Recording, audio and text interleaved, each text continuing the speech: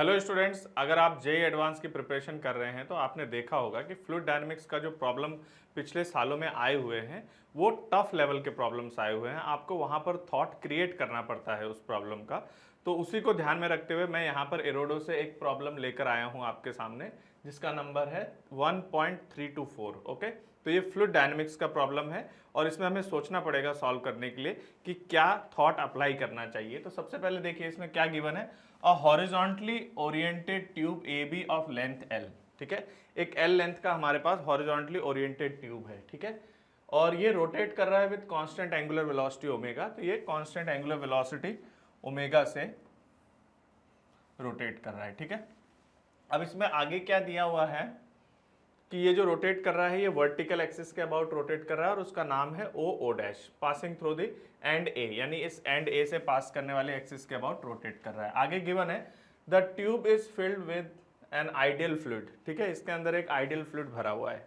ठीक है, इसके साथ आगे दिया गया है the end A of the tube is open, ये वाला एंड ओपन है, और साथ के साथ गिवन है the closed end b has a very small orifice. तो ये वाला जो सिरा जो बंद है ना, यहाँ पर एक बहुत स्मॉल होल है। ठीक है, और इसमें से लिक्विड बाहर निकल सकता है। ठीक है, तो आगे क्या कहा जा रहा है, find the velocity of the fluid relative to the tube. Tube के रिलेटिव ये जो फ्लूइड यहाँ से बाहर निकलना है इसको हमें एस्टिमेट करके बताना है कि इसकी वेलोसिटी क्या होगी। और ये जो वेलोसिटी निकालना है किसके फंक्शन के फॉर्म में निकालना है, as a function of column height h। मतलब ये जो यहाँ पर जितना इसमें लिक्विड है ना उसकी लेंथ को इन्होंने कहा हुआ है कि h लेंथ है, तो इस h का फंक्शन हमें बना के बताना है। ठीक है, तो देखिए हम लोग इस प्रॉब्लम को स्टार्ट करते हैं। तो सबसे पहली बात ये है कि डायरेक्ट बर्नौलीज एक्सप्रेशन जो है वो यहाँ पर अप्लाई नहीं होगा, बिकॉज ये जो फ्लूइड है ये रोटेट कर रहा है ट्यूब के अंदर। ठीक है, तो देखिए इसको हम लोग कैसे एनालाइज करेंगे। तो अगर आप देखोगे कि जो ट्यूब से लिक्विड बाहर निकल रहा है, ठीक है, तो ये जो पूरा पार्ट है ना, अगर हम इसको, जैसे ये जो आप देख रहे हो इस एक्सिस के अबाउट ये रॉड रोटेट कर रही है। ठीक है, तो हम भी क्या करते हैं, एक फ्रेम ले लेते हैं जो सेम एंगुलर वेलोसिटी से रोटेट करेगा। ठीक है, इसका फायदा क्या होगा कि अगर हम इस फ्रेम में जाके बात करते हैं फ्रॉम दिस रोटेटिंग फ्रेम, तो क्या होगा, जो लिक्विड होगा वो सिर्फ पाइप के अलोंग मूव करेगा। तो जो लिक्विड का मोशन होगा वो एक स्ट्रेट लाइन मोशन होगा। बात समझ में आई। तो अब हम लोग इसके ऊपर फंडामेंटल्स अप्लाई करते हैं। तो हम जा रहे हैं किस फ्रेम में, हम एक रोटेटिंग फ्रेम में जा रहे हैं। ठीक है, सॉल्व करने के लिए, और उसमें क्वेश्चन भी आपको बोल ही रहा है कि जो आपको वेलोसिटी बतानी है वो कौन सी बतानी है, रिलेटिव टू द ट्यूब। तो यानी वो आपसे रोटेटिंग फ्रेम के रिलेटिव ही वेलोसिटी पूछ रहा है। ठीक है, तो देखिए हम लोग इसको कैसे एस्टिमेट करेंगे। तो स्टूडेंट्स, जैसा कि आप जानते हैं कि जो रोटेटिंग फ्रेम है वो एक नॉन इनर्शियल फ्रेम होता है। ठीक है, और वहाँ से आप डायरेक्ट न्यूटन्स लॉ अप्लाई नहीं कर सकते, बिकॉज वो नॉन इनर्शियल फ्रेम है। तो उसमें हमें क्या करना पड़ता है, स्यूडो फोर्स इंक्लूड करना पड़ता है, और उसके बाद हमें वहाँ पर न्यूटन्स लॉ लगाने की परमिशन मिलती है। ठीक है, तो अब हम लोग इस सिस्टम को जब एनालाइज करेंगे रोटेटिंग फ्रेम से, तो हमें स्यूडो फोर्सेस के बारे में पता होना चाहिए। तो देखिए जो रोटेटिंग फ्रेम है उसके रिलेटिव जो स्यूडो फोर्सेस हमें बनाना होता है उसमें एक कोरियोलिस फोर्स होता है, एक सेंट्रीफ्यूगल फोर्स होता है, और एक एजीम्यूथल फोर्स होता है। ठीक है, क्योंकि हमारे पास जो ये सिस्टम है ये एक रोटेटिंग फ्रेम है। ठीक है, तो इस एनालिसिस में कौन कौन सी चीज़ें आएंगी पहले हम लोग देखते हैं, फिर उसके अकॉर्डिंग बात करेंगे। तो देखिए यहाँ पर जो ट्यूब है,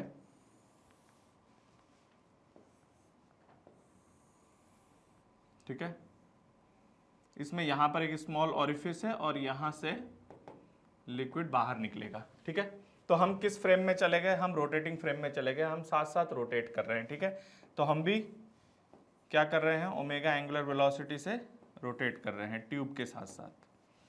तो यहाँ पर सबसे पहले आप देखिए कि इसमें कितना लेंथ है लिक्विड या जो फ्लूइड इसमें भरा हुआ है आइडियल फ्लूइड, उसकी टोटल लेंथ आपको गिवन है कितना, h गिवन है।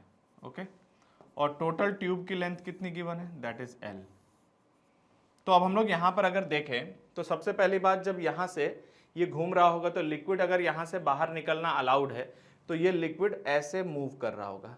तो अगर आप रोटेटिंग फ्रेम से देखोगे, बिकॉज देखिए जैसे कि ये पाइप है, अगर मैं इसके साथ साथ रोटेट करता हूँ, ठीक है, तो पाइप में कोई भी चीज ऐसे जा रही है तो मुझे उसका मोशन कैसा दिखाई देगा, स्ट्रेट लाइन मोशन दिखाई देगा, ठीक है। तो उसका मोशन बहुत ईजी है फ्रॉम द रोटेटिंग फ्रेम, और जो भी हम कंडीशंस की बात कर रहे हैं उसमें जो भी वेलोसिटी हम दिखा रहे हैं अलोंग द ट्यूब वो रिलेटिव वेलोसिटी है, ठीक है। तो सबसे पहले यहाँ पर अगर हम लोग टेक्निकली देखते हैं तो हमने क्या किया, यहाँ से स्मॉल r डिस्टेंस पे जाके एक dr का कट लगाया हमने, ठीक है। कितने विड्थ का, dr विड्थ का। तो मैंने मान लिया कि लेट से जो प्रेशर है वो इस जगह का प्रेशर P है और यहाँ का प्रेशर है P प्लस dP, ओके। तो जरा एक बार हम इसका फ्री बॉडी डायग्राम बनाते हैं, ठीक है। कहाँ से, रोटेटिंग फ्रेम से। तो एक बार हम पूरा एनालिसिस करेंगे, फिर देखेंगे हमें किस किस चीज़ की रिक्वायरमेंट है। तो इस छोटे से एलिमेंट पर एक तो इधर से जो अगर हम देखें, ठीक है, एक तो ये वाला फोर्स इस डायरेक्शन में P इंटू इसका क्रॉस सेक्शन एरिया अगर A है तो फोर्स इधर लगेगा PA। इस डायरेक्शन में फोर्स कितना एक्ट करेगा, that is P plus dP into A। ये दो फोर्स आपको दिखाई दे रहे हैं, ये अप्लाइड फोर्सेस है। अब यहाँ पर अगर हम ग्रेविटी के फोर्स की बात करें तो वो वर्टिकली डाउनवर्ड डायरेक्शन में DmG एक्ट कर रहा होगा, ठीक है। और अगर हम चारों तरफ से बात करें ना, पाइप के चारों तरफ से, तो प्रेशर फोर्सेस लग रहे होंगे। वो डेफिनेटली जो प्रेशर फोर्सेस है ना, वो जो ये एक सिलेंड्रिकल एलिमेंट है तो सिलेंडर का जो कर्व्ड सरफेस होगा उसके परपेंडिकुलर एक्ट कर रहा होगा, तो उसका कोई कंपोनेंट अलोंग द लेंथ नहीं आ रहा है, मतलब अलोंग dr नहीं आ रहा है, इसलिए मैं उसको शो नहीं कर रहा हूँ, ठीक है। इवन जो dmg है उसका कंपोनेंट भी इसके अलोंग नहीं आ रहा है, ठीक है। चलिए और कौन से फोर्स हैं, तो अप्लाइड फोर्सेस में मैंने वो सारे फोर्स जो यहाँ से चारों तरफ लग रहे थे ना परपेंडिकुलर, उनको हाइड कर दिया है, डीएमजी जरूर दिखा रखा है, ठीक है। और देखते हैं और कौन सा फोर्स है, तो ये अप्लाइड फोर्सेस तो हो गए, इसके अलावा स्यूडो फोर्सेस। तो एक्सियली अवे कौन सा फोर्स लगेगा, centrifugal, that is dm omega square, जो भी इसके डिस्टेंस है उसके करस्पॉन्डिंग डीएम ओमेगा स्क्वायर आर, सेंट्रीफ्यूगल फोर्स बाहर की तरफ लगेगा। अब देखिए ये जो एलिमेंट है, मान लेते हैं कि इसकी कोई वेलोसिटी v है, ठीक है। याद रखिएगा ये v वेलोसिटी जो है ना, ये रिलेटिव वेलोसिटी है, तो मैं बार बार इसको रिलेटिव नहीं बोलूंगा, but this is a relative velocity. समझ में आया। तो स्टूडेंट्स अभी और कौन कौन से स्यूडो फोर्स बाकी हैं, कोरियोलिस बाकी है और दूसरा कौन सा बाकी है, दैट इज एजीम्यूथल। तो एजीम्यूथल की बात क्यों नहीं करनी है, क्योंकि एजीम्यूथल होता है mr क्रॉस अल्फा, और अल्फा मतलब एंगुलर एक्सेलरेशन, क्योंकि इसका ओमेगा कांस्टेंट है तो अल्फा तो जीरो है, तो इसलिए ये वाला स्यूडो फोर्स तो छोड़ देंगे। अब बचा कौन सा, कोरियोलिस फोर्स के बारे में सोचते हैं। तो देखिए इसकी v रिलेटिव इस तरफ है, तो F कोरियोलिस किस डायरेक्शन में होता है, उसकी वैल्यू होती है 2m v relative cross omega, ये होता है हमारा कोरियोलिस फोर्स। देखते हैं इसकी डायरेक्शन क्या आ रही है, उसके बाद हम इस पार्ट का एनालिसिस स्टार्ट करेंगे, ठीक है। तो देखिए v रिलेटिव किस डायरेक्शन में देख रहे हो आप, इस तरफ है, इस तरफ ऐसे अलोंग द पाइप। और एंगुलर वेलोसिटी मान लीजिए ये ऐसे रोटेट कर रहा है तो मेरे थंब के along angular velocity vertically upward direction में। अब मुझे बताइए जो कोरियोलिस फोर्स है वो v रिलेटिव क्रॉस ओमेगा के अलोंग है, तो v रिलेटिव राइट साइड में है और ओमेगा ऊपर है। तो पहली बात, ये जो फोर्स आएगा वो v रिलेटिव और ओमेगा का जो प्लेन बनेगा उस प्लेन के परपेंडिकुलर होगा, जैसे हम लोग a क्रॉस b निकालते हैं। तो v रिलेटिव और ओमेगा इस डायरेक्शन में है, तो इनका क्रॉस प्रोडक्ट करेंगे तो v रिलेटिव क्रॉस ओमेगा इस डायरेक्शन में आएगा। तो v रिलेटिव क्रॉस ओमेगा आपको दिखाई दे रहा है, इस तरफ है। तो यहाँ पर अगर हम देखें तो कोरियोलिस फोर्स पता है किधर है, वो अलोंग द लेंथ नहीं है, वो उसके परपेंडिकुलर डायरेक्शन में है, आउटसाइड। मैंने ओमेगा को इधर दिखाया हुआ है ऊपर की तरफ और v रिलेटिव इस तरफ है, तो v रिलेटिव क्रॉस ओमेगा बाहर की तरफ आ जाएगा, तो आउटसाइड डायरेक्शन में कोरियोलिस फोर्स एक्ट कर रहा है, ठीक है। तो आपको पता है कि डीएमजी, कोरियोलिस फोर्स और पाइप के चारों तरफ से इस फ्लूइड पे लगने वाला फोर्स, ये सभी जो है अलोंग द लेंथ के परपेंडिकुलर डायरेक्शन में है। तो अलोंग द लेंथ उनका कोई कंपोनेंट नहीं है, सिर्फ सेंट्रीफ्यूगल फोर्स है और प्रेशर फोर्सेस है।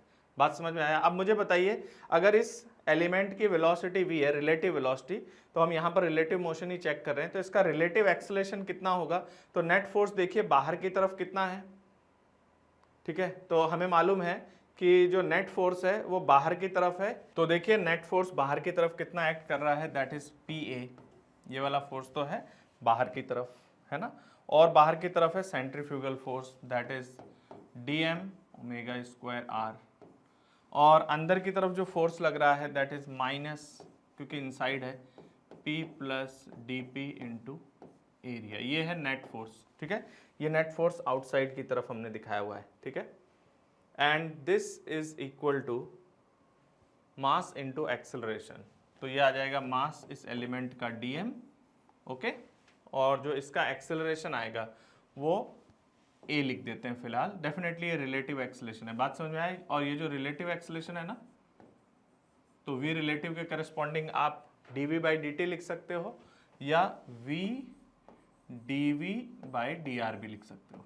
क्लियर है क्या? जैसे हम लोग V dV/dx लिखते हैं, डेफिनेटली ये जो V देख रहे हो आप, ये रिलेटिव वेलोसिटी है, ठीक है। तो यहाँ पर हम लोग सब्स्टिट्यूट करते हैं और देखते हैं क्या क्या कैंसिल आउट हो रहा है। तो यहाँ पर PA से PA कैंसिल आउट हो जाएगा, तो DM ओमेगा स्क्वायर R। तो DM को मैंने लिखा कि कितना आ जाएगा DM, देखिए, तो दैट इज मास की वैल्यू आ जाएगी डेंसिटी, ओके, और इसका क्रॉस सेक्शन एरिया A है और लेंथ dr है।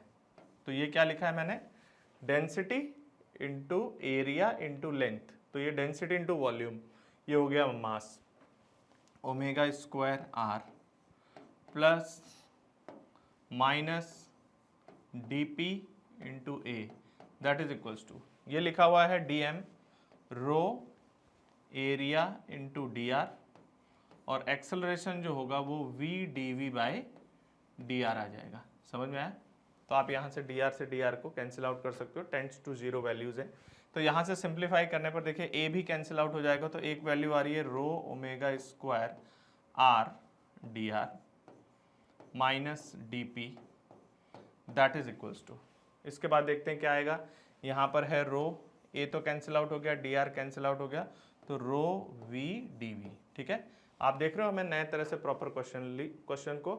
तो यहाँ से देखिए क्या रिजल्ट निकल के आएगा, यहाँ से रिजल्ट निकल के आएगा हमारे पास सॉल्व करने पर, रो omega square R dr minus DP रो V dV। देखिए अब हम लोग कहाँ से कहाँ तक डिस्कस कर रहे हैं पता है, क्योंकि क्वेश्चन में हमसे कहा गया था as a function of H बताइए, है ना।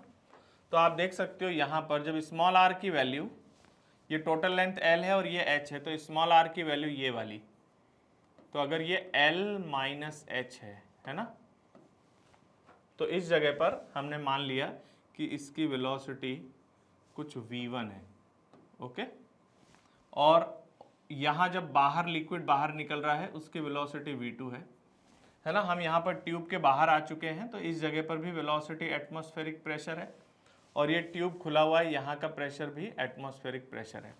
तो अगर हम लोग यहाँ से लेके यहाँ तक पूरा प्रॉपरली इंटीग्रेट करते हैं तो क्या कंडीशन आएगी, देखिए, तो L माइनस H से लेके हम लोग L तक इस पूरे पार्ट को इंटीग्रेट करेंगे। तो देखिए ये पूरा इंटीग्रेशन है ना, तो यहाँ पर आप देख सकते हो R की वैल्यू L माइनस H, उस कंडीशन में प्रेशर की वैल्यू P0 है और वेलोसिटी कितना हमने लिखा हुआ है V1, और जब R की वैल्यू L है, R की वैल्यू L कहाँ से कहाँ तक, यहाँ से ये L है, ठीक है, तो उसके करस्पॉन्डिंग हमारे पास क्या सिचुएशन आएगी, देखिए, तो ये आ जाएगा, यहाँ का प्रेशर फिर से P0 हो जाएगा, और ये वैल्यू जो आ जाएगी ये हमारे पास आ जाएगी V2, ठीक है, ये वाली वेलोसिटी V2। तो हम लोग जब इसको इंटीग्रेट करेंगे तो देखिए क्या आएगा, रो ओमेगा स्क्वायर और इसका इंटीग्रेशन R²/2, कहाँ से कहाँ तक, L माइनस H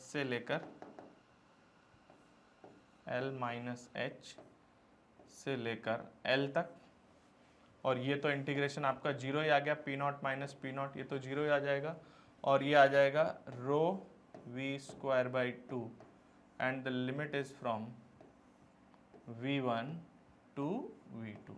इतना समझ में आ गया सभी को? चलिए अब आगे बढ़ते हैं यहाँ से। तो आप देख सकते हो ये 0 आने के बाद ये रो से रो भी कैंसिल आउट हो जाएगा, है ना, तो फाइनली ये 2 से 2 भी कैंसिल आउट हो जाएगा। तो इधर आ रहा है ओमेगा स्क्वायर, ये आ रहा है L² minus L minus H का whole square, that is equal to, ये आएगा रो कैंसिल आउट हो चुका है, तो this is V2 square minus V1 square, ये आ रहा है हमारे पास रिलेशन। हमें क्या एस्टिमेट करना है स्टूडेंट्स? V2 एस्टिमेट करना है ना। तो हमें यहाँ पर V1 को रिलेट करना होगा। तो सबसे पहली बात अगर आप देखिए, तो अगर हम लोग इक्वेशन ऑफ कंटिन्यूटी की बात करें, तो यहाँ पर वेलोसिटी V1 है और यहाँ पे वेलोसिटी V2 है। यहाँ पर cross section area capital A है और यहाँ पर cross section area small a है। तो आप देख सकते हो कि स्मॉल a इंटू V2, यहाँ पर small a into V2 that is equal to capital A into V1, तो that is capital A into V1। तो पहले हम लोग यहाँ पर V1 को एलिमिनेट करते हैं, वो है small a by capital A into V2। इसको उठा के यहाँ आप सब्स्टिट्यूट कर दो। तो देखिए यहाँ सब्स्टिट्यूट करने पे क्या आएगा,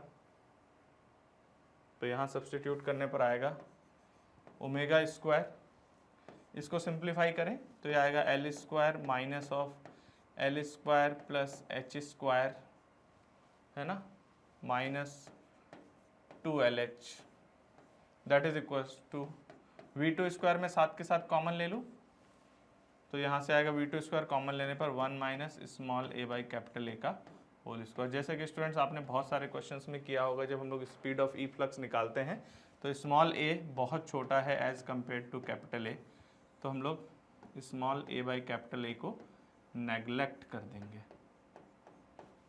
समझ में आया? तो इसको नेगलेक्ट कर देंगे यहाँ पर। तो ये एक्सप्रेशन हमारे पास क्या बन रहा है, दैट इज ओमेगा स्क्वायर, यहाँ से सॉल्व करने पे आ रहा है 2LH minus of H square that is equals to V2 square. तो हमें क्या फाइंड आउट करना था, इस V2 की वैल्यू को फाइंड आउट करना था, जो कि एक रिलेटिव वेलोसिटी है। ठीक है, तो यहाँ से मेरे पास V2 सॉल्व होके आ रहा है, ओमेगा स्क्वायर H स्क्वायर मैंने कॉमन ले लिया।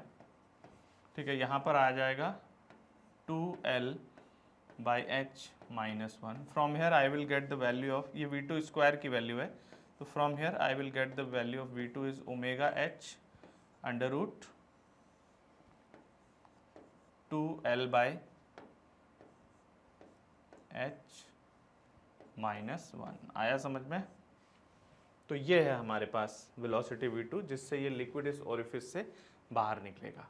ओके स्टूडेंट्स, अगर आप इसी तरीके के कंटेंट के साथ अपने जेई मेन और एडवांस की स्टडी करना चाहते हैं तो आप अपलिफ्ट जेई ऐप को डाउनलोड कीजिए। वहाँ पर हमारे इस टाइप के कोर्सेज जो जेई मेन और जेई एडवांस से ओरिएंटेड है वो वहाँ पर अवेलेबल हैं। Thank you.